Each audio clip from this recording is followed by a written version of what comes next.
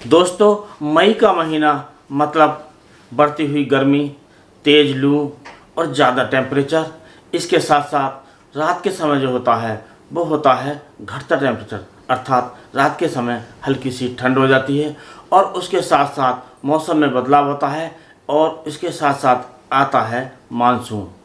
कहीं कहीं बारिश भी शुरू हो जाती है और इन सब बदलावों का मतलब होता है गन्ने में विभिन्न प्रकार के रोग, जिसमें मुख्य रूप से होता है पोका बोइंग, टॉप बोरर और उड़ने वाले कीड़े, रस चूसने वाले कीड़े।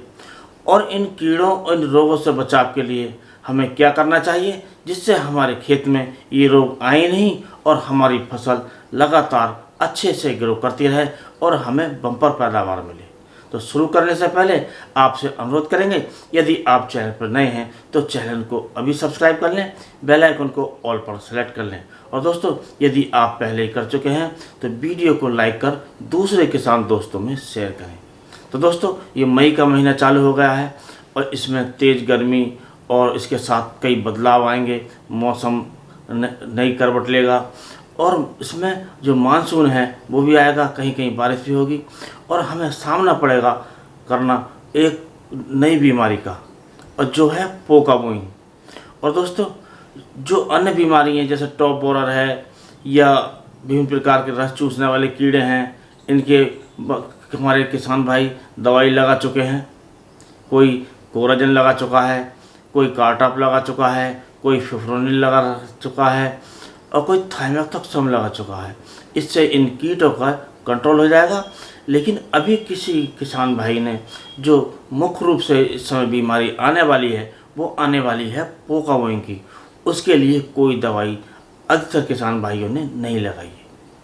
और दोस्तों, पिछली बार हम देख चुके हैं, भुगत चुके हैं कि इस बीमारी का बहुत बड़ा अटैक हमारी फसल में आया था और ये पोका बोइंग ने हमारे गन्ने की वृद्धि कम कर दी थी, अर्थात वृद्धि रोक दी थी और बाद में गन्ना नहीं बढ़ पाया था। और जिसका मतलब हुआ कि हमारे किसान भाइयों को गन्ने की जो पैदावार मिली वो इस वर्ष आधी मिली।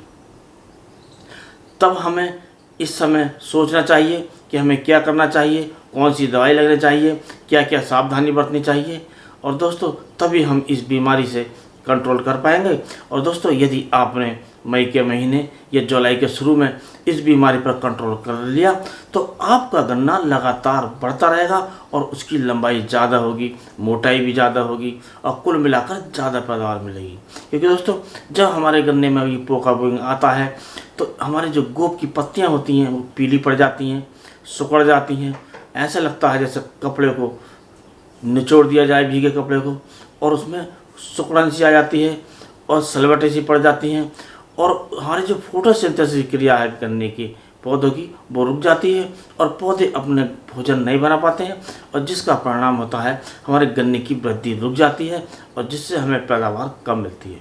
तो दोस्तों, इसके लिए आपको चाहिए कि एक दवाई आती है थायोफेनेट मिथाइल, इसको आप ले सकते हैं या आप ले सकते हैं कार्बेंडाजिम प्लस मैनकोजेब, इन दोनों का मिक्सचर आता है, इसे भी आप ले सकते हैं।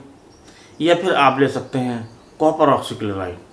ध्यान ये रखना है आपको कि इन तीनों में से आपको कोई एक दवाई का स्प्रे करना है और मात्रा आपको लेनी है 2 ग्राम प्रति लीटर पानी के हिसाब से, अर्थात प्रति एकड़ जो आपका दवाई का लगेगी वो लगेगी 300 ml या 300 ग्राम प्रति एकड़ के हिसाब से।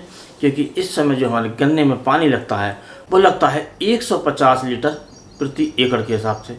आप इस प्रकार इस दवाई को लेकर, अर्थात इन तीनों में से कोई एक दवाई लेकर आप स्प्रे कर सकते हैं और अच्छी प्रकार स्प्रे आपने कर दिया तो इस रोग से बचाव रखते हैं। और दोस्तों, यदि आवश्यकता हो, दोबारा आवश्यकता पड़े, रोग अगर दिखाई दे, तो आप दूसरी दवा जो आपको स्प्रे करना है वो इस प्रकार करना है जो दवाई आपने पहले लगाई हो। ये मान लीजिए आपने पहले थायोफेनेट मिथाइल लगाई हो तो अगली बार कार्बेंडाजिम प्लस मैनकोजेब लगा दें। यदि आपने कार्बेंडाजिम मैनकोजेब लगाई है तो कॉपर ऑक्सीक्लोराइड लगा दें, और अगर कॉपर ऑक्सीक्लोराइड लगाई है तब आप थायोफेनेट मिथाइल लगा दें। अर्थात आपको जो दवाई लगानी है अगली बार वो बदल कर लगानी है। ऐसा करने से ये दवाएं ज़्यादा असर करती हैं, अर्थात हमें ज़्यादा अच्छे परिणाम मिलते हैं। और दोस्तों, यदि आपके खेत में कोई और समस्या है, जैसे उड़ने वाले कीट हैं, रस चूसने वाले कीट हैं, या और किसी कीट का आगमन दिखाई देता है, तब आप इसमें थाइमेथॉक्साम नाम की जो दवाई आती है, 25% WG के रूप में आती है, एक 30% SC के रूप में आती है, इनको आप दोनों में से किसी एक को 300 ml प्रति एकड़ या 300 ग्राम प्रति एकड़ के हिसाब से आप लेकर 150 लीटर पानी में घोलकर अच्छी प्रकार 1 एकड़ में स्प्रे करें। यदि आपने ऐसा कर दिया तो इन कीटों का भी इसमें प्रकोप नहीं हो पाएगा और हमारी फसल अच्छे से ग्रो करेगी। और हमारे किसान भाई वैसे इन दवाओं को लगा ही चुके हैं अधिकतर, तो आप पोका बोइंग का विशेष रूप से ध्यान रखिए और जो भी बीमारी आए, जो भी कीट आए, उसका ध्यान रखिए। उसके अनुसार आप कीट के लिए जो कीटनाशक आते हैं उनका इस्तेमाल कीजिए और सारी सावधानी बरतिए, और कुल मिलाकर आप इस प्रकार अपनी फसल का बचाव कर सकते हैं और विभिन्न बीमारियों से बचाव हो सकता है और आपको कुल मिलाकर ज़्यादा पैदावार मिलेगी।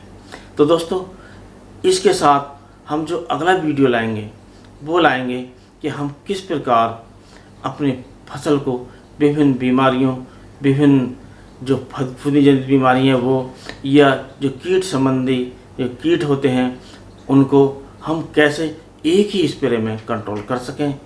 तो उस वीडियो को देखने के लिए आप चैनल को अभी सब्सक्राइब करके जाइए। तो दोस्तों, इसके बाद इस वीडियो करते हैं समाप्त। अगले वीडियो में जो हमने आपको टॉपिक बताया उसे लेकर फिर मिलेंगे। तब तक के लिए नमस्कार।